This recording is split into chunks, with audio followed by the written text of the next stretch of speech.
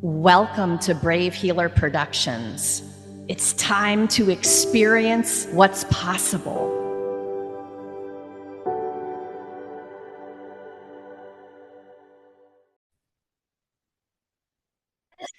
So, what if there's something you haven't learned yet that could change everything?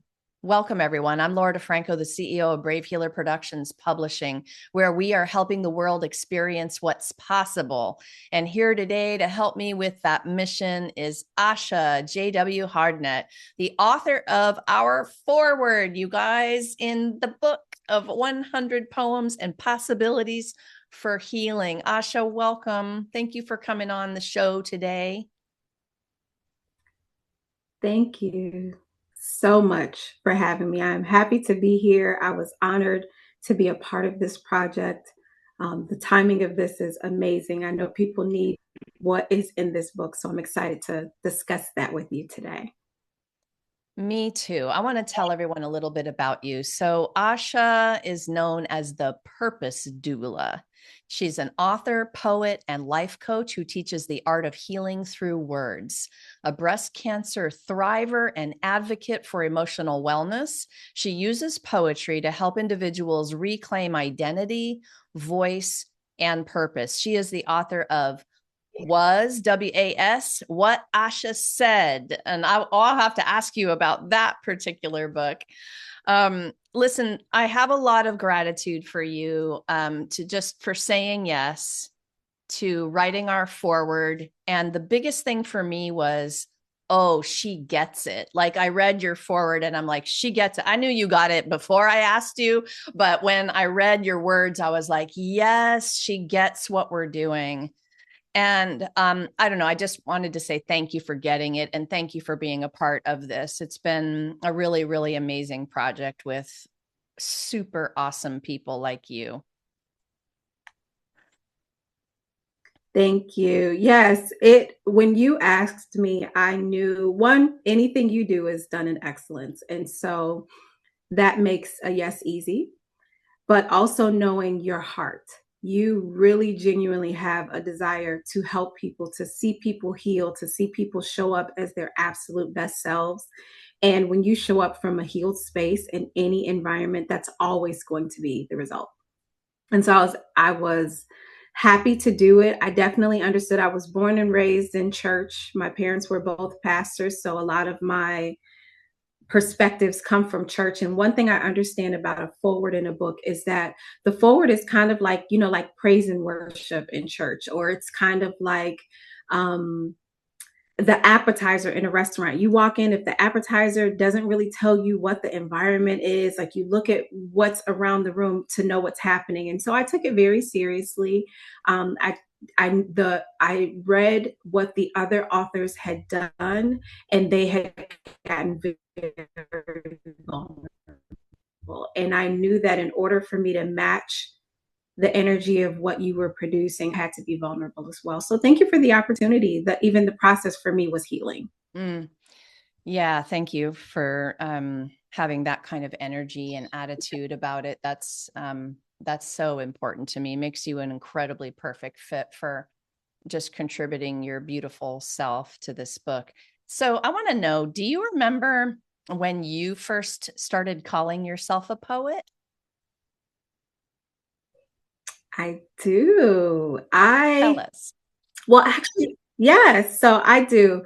Dr. Maya Angelou came to our school. I have been involved in poetry for years. Coming up, Easter plays, I recited poems, and we memorized poems for Black History Month presentations. And I had the opportunity of participating in a young group where we actually performed Dr. Maya Angelou's poems for her at our middle school. And she walked around the room and she, met people, and she's got this big presence and this big voice. And she says, she walks around and asks everybody their name. And at the time I hated my name. Asha, I didn't know anybody who had the name. It wasn't a typical name. People miss 4 letters and they mispronounced it. So I wasn't fond of the name. And she says, Asha sounds like a poem. And from that moment, you couldn't tell me anything. I'm like, my name is a poem. Oh, That's official. I have been dubbed a poet. And so that those type of moments actually taught me how important it is, not just because of who she was, but because she didn't have to say anything. Right? She could have came and just been who she was, but the poet in her had a desire to see life show up in me, so that she said something. And that taught me something on several layers. One, the importance of speaking life into people, which is a lot why I do a lot of work with youth, particularly because that changed the trajectory of my life.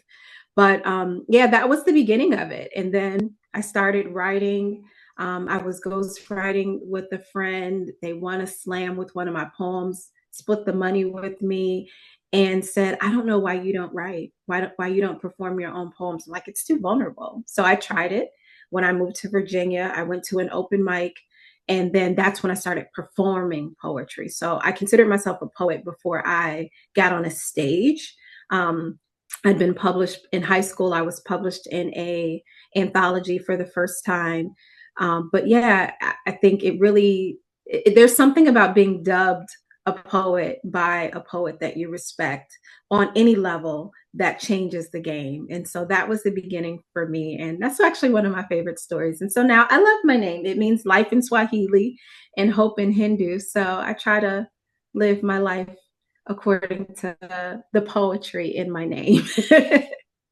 Oh my gosh. And Maya Angelou, like, what? I don't think I've ever heard you tell this story. Like, who gets that moment? That is so spectacular. Gave me goosebumps when I was listening to you talk about it. Can you imagine being influenced by somebody like that as a kid, and what fire that would bring to your purpose? Like, yes, thank you, Maya. Oh my goodness. Okay. So you've already, yeah, go ahead. Yeah. Yeah, no, I was just saying that it's a game changer. It's Yeah. absolutely changes everything. Yeah, my goodness. That's a great story. And okay, you've already touched on a few things here along these lines, but I'm kind of curious what you'll say to this question. If, we've got an audience of poets, maybe poets who aren't really sure they are poets yet, or they kind of think they are, and you are, you guys. That's the first thing. But what's the most important thing you want people to know about poetry? Yes, thank you. I love this. This is actually one of my favorite questions, because even in my work with the InkWell, like working with young people, you have to start that with them early when you're taking them through a writing workshop, or they're doing something along the lines of trying something new for the first time. Poetry is not about perfection. It's not about perfection. My sister used to, when she started performing poetry, I was so glad to see she followed in my footsteps. And she used to do competitive slam poetry. And there is a competition that started in Chicago called Louder Than a Bomb. It was the first national youth poetry slam in the nation. Now it's all over the place, but it started in our hometown in Chicago. And one of the things that they say is the point is the pen.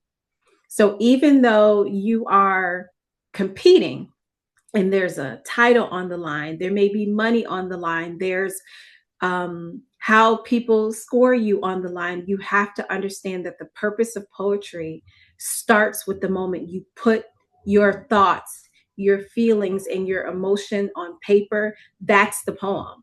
The process is the entire poem. Sitting down with a pen in your hand and offloading what's in your heart, that in itself is a poem. And if people can realize that, we will never compare what that looks like when I do it to what it looks like when Laura does it, to what it looks like when Dr. Maya Angelou does it. I'm not competing with anybody.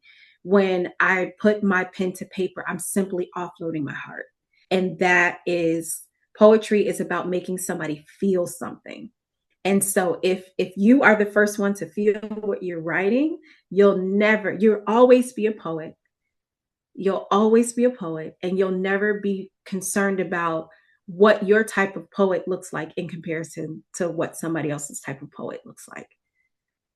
All right, I want to hear more about your process. So, you brought that up. I love this too, like knowing people's process for this. Do you sit and decide to write a poem, or is it more like you see the sunrise and you run to your notebook because you're inspired to do? Yeah, tell us about that. Awesome. Yeah, so it's evolved now with technology. Now I have a whole notes section in my phone where I'll just talk it out. If I hear something, it can happen in the shower. It happens at 2 o'clock in the morning. I keep journals everywhere. Like literally, there are at least 3 journals within arm's length of me right now. Because even in my purse, I keep the small ones. I gift them to everybody because you never know when a poem is going to hit. So I'll just write something. And it's interesting. I have a line in a poem in my book that says, in my I am poem that kind of explains who I am. And the first line is, I write poetry on post-it notes like mommy noted scriptures.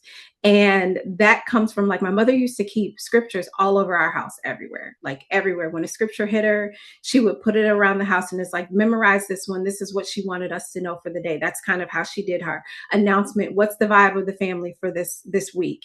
And they were everywhere. And as an adult, when I started doing like different poetry workshops and going to other people's spaces and seeing that they would sit down and get a writing prompt and like write a poem beginning to end, at one point I kind of envied that process. And then I realized, Asha, that's not how you're wired. I think there are 45 poems in my book, What Was. And of the 45, maybe 3 I wrote top to bottom. The rest of them are, I looked at my journal one day. Oh, that goes with that. This thought goes with that. It's literally like piecing together a puzzle of thoughts that are in my head. So I may get one line here, may get one line there, and then when I lay them out, it's like, oh wow, that's a full, complete thought. But it's literally, for me, it's getting something out of me as opposed to seeing something saying, oh, I want to write about that. I've challenged myself to do the latter more often. I am in several writing groups that challenge me to write to writing prompts, and I've been doing more of that lately. But my natural process is, a thought will hit me. I'll hear something, get inspired by something, I jot it down somewhere, and then I piece it together. And the puzzle usually makes sense to at least me, and prayerfully, when I share it with other people, a lot of times lately, people have been like, oh, that kind of makes sense. I'm like, thank you. Thank you so much. It's good that it makes sense, at least to you, right? I think I Right. always joke with people, and it's like everything I write, you guys know I'm really writing it to myself. And then because I do that, it of course it resonates with others. I Yes. just wanted to just give everyone a little sneak peek again at the cover. This beautiful book cover was designed by Davide De Angelis. Davide, thank you so much for your beautiful artistry. I love showing like the full covers too and how he works that. And of course, all these beautiful faces on the back of our book. But another shout out to Kelly Kashula for the beautiful interior formatting and design. Kelly, you always try to get my vision onto these pages in such a beautiful way. And another shout out to Asha and every single co-author who said, sure, I want to be part of that. Like you guys are saying yes to something that has such a big energy and ripple in the world. So thank you for that. One of the coolest things ever in terms of poetry for me is to hear you all speak it.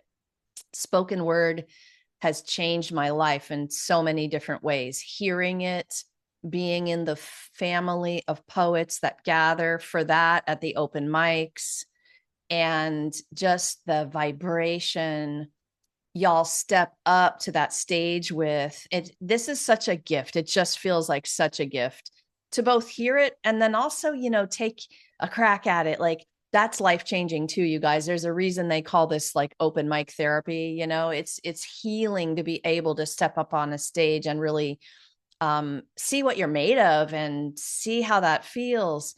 So I have asked all of our poets that have come on these interviews to perform a poem for us. So I'm going to get Asha set up here to do that. And yeah, Asha, whenever you're ready. Can't wait. Thank you. So I'm going to do one of the pieces that I put in the book as a part of the forward, and a little backstory, because I really do want you all to understand how everything works together, how healing is a journey. I wrote this poem from a writing prompt in October, randomly, never looked at it again until Laura said, "No, you can include some poems in the book." And as I had previewed the book and went through some of the exercises, did some of the writing activities in there, really immersed myself in the process, I realized, I'm like, because I was going to write something new, right? And then I was like, girl, you have already written the poem. Go find it. Go find it. So I literally had to go into the group, search for the prompt. The writing prompt was "These ain't poems, these." And then that's what I wrote to. And so I'm going to share that poem because I think it embodies everything that this amazing book is. So here we go. These ain't poems. These are breadcrumbs. These life lessons left behind to find our purpose. These are hush puppies. Savory bites used to cover my tracks as I point our paths towards freedom, towards healing. No, these ain't poems. These are therapy sessions. Intimately private public life lessons. They are wins, losses, and failures. They are warnings. Red, yellow, and green lights for some guidance, for others, direction. They are personal reflections and invitations to imagination. So, welcome. But don't just sit here listening and reading like you expect something poetic, because these ain't even poems. And that's the piece. Okay, I'll give you some snaps and some claps for that. Oh my gosh. You actually gave me goosebumps. You know, when somebody can really perform a poem, you heard Asha's voice change a little bit. You heard her fire and her passion come out when she started that, right? And this is the gift. Thank you, Asha. So good. All right. Thank Last question for you, my dear. Let's wrap it up. You know, it's quite a thing to put some words in a journal and then to even think about anyone else reading it, let alone taking the microphone. What would you say to somebody who has some poetry written maybe and hasn't shared it yet? What's your message today? Yes. So I think that sharing poetry is a gift to you and to the audience. There are poems that I will never share in a public space. There are poems that I put in my book that will never see an open mic. Until, I won't say never, never say never, right? But there's some poems that for me are written in a way where I put them in a book because I just want them to outlive me on paper. And then there are some that I want to travel airways. There's something about someone else's confidence or someone's pain or someone's shared life experience hitting your eardrums that like here is the root word of heart. You know what I'm saying? So like ear is the root word of here. And so there's something about words traveling into the distance. It's the thought process behind I believe in God. And so, you know, I think of the creation story and how God's chosen language, he how the world was created was words, right? And so if I am like God, if I am a creator, if I am a creative speaking spirit like my creator, then using words to empower people is something that I can feel comfortable doing. And sometimes that may look like a microphone. Not everyone is a spoken word artist, and that's okay. But if you feel an inkling and you're not doing it because you're scared of what people are going to say, you're scared that you can't perform it, if you're more focused on the performance than the pen, then I would say getting on stage in front of a microphone can actually help you work that out. There are poems that people I've done at an open mic that are not my favorite poems to do. Like I like I've written poems like this is the one I like to perform, right? And people will ask me to do something old that I did years ago, and it's kind of like I don't even want to read that poem because it's not necessarily as fun, but they got something out of it.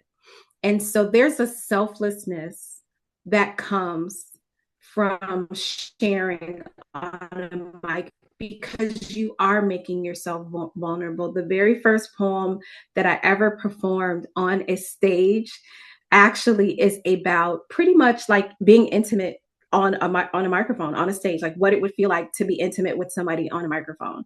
And it's very out of character for like how my brand shows up. It was very out of character for a lot of people who knew me, but it expressed what I felt about it. It's like being on stage naked.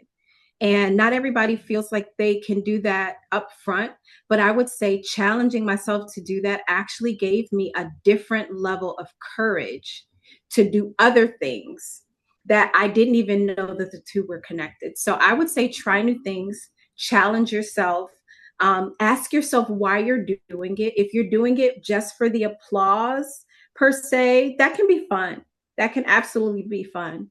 But if the applause don't come and you're going to feel defeated, then what's the point? So if you keep the point, the pen, I did this because it made me feel powerful. I grabbed that microphone and I shared my heart in a room full of people. And if one person goes home better because of one thing that you said, that's a win. Everybody wins in that scenario. So I say challenge it and invite us to the open mic. Laura is so much fun. She's fun in real life as well. So yes, if you decide to take that challenge, you can do it. We believe in you. You matter. Your voice matters. What you have to say is important, and yeah, share it. We need what you have. I was processed in reading this book. There were things that I didn't even know that I needed to hear, or parts of people's stories that actually have helped me through parts of my healing journey. And I didn't even know that I needed that. So their vulnerability to do that is what made it possible. So say yes to yourself, and then challenge yourself to do it. Thank you, Asha. And that's a great reminder for me to just nudge you all. This isn't just poetry. You have vulnerable, real stories of our poets in here. You've got their beautiful poems. And then our poet, author, amazing people are actually going to provide a prompt for you. And you can get onto those prompt pages and just dip your toe in a little bit, just dabble, see what thoughts come through. And maybe some prompts will really resonate. Maybe others won't. Who cares? Like take what does resonate and try it out. I have one last shout out, and I know you'll want to join me. And that is to Miss Cayenne Thomas, who is the founder of the InkWell. And Asha and I both support the InkWell in different ways. And we love Miss Cayenne. And so, Miss Cayenne, thank you for being a nonprofit partner for me. You guys, when we launched this book, a portion of those royalties come back to the InkWell. So if you haven't gotten your copy yet, please go grab one, because that ripple is a little bit bigger, and we'll support the InkWell and all she does with her therapeutic writing programs, journal drives. Oh my gosh, I love being a part of the InkWell. Anything you want to add, Asha, about that? Yes, I think the invitation that you're giving is beautiful, and it's amazing because what you're doing, what by partnering with the InkWell and Miss Cayenne, yes, and I absolutely adore her in real life, is you're giving people an opportunity to do what Dr. Maya Angelou did for me. Right? She spoke something in me. She saw something in me. She took a moment and she paused when she could have showed up another way. And so by partnering with the Inkwell, by partnering, by purchasing the book, or even reaching out to say, how can I partner as well? Doing that gives the ability for someone who is young to discover their voice, to be empowered. I mean, like in my forward, I share my story. It literally, poetry saved my life. Journaling, oh, that gives me saved my life. Because there's so much in me. That voice change that you hear is that's that passion, that's that purpose. It used to come out in fighting when I was in elementary school. I was a fighter. I mean, literally, physically, like walking up, punching people, fighting, but not in a professional sense. Never took boxing. I just started fights because I had so much in me. It was like stuff didn't have a place to go. I didn't know how to express myself properly. And when I was given a journal and copy of Ntozake Shange's book for colored girls, it completely changed the trajectory of my life because I realized, oh my goodness, one, the world is bigger. And two, I have an outlet that I can safely say anything, right? I don't have to edit. I don't have to rethink it.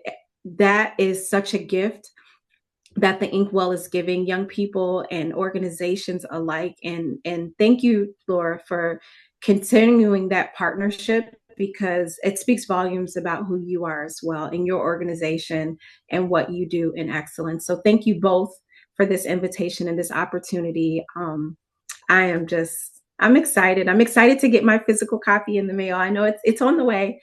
So I'm excited to hold the baby. I know. And I love I love getting it. it. I love getting it into my hands. All right, Asha Hardnett, thank you so much for what you do in the world, for being here today to share with everyone.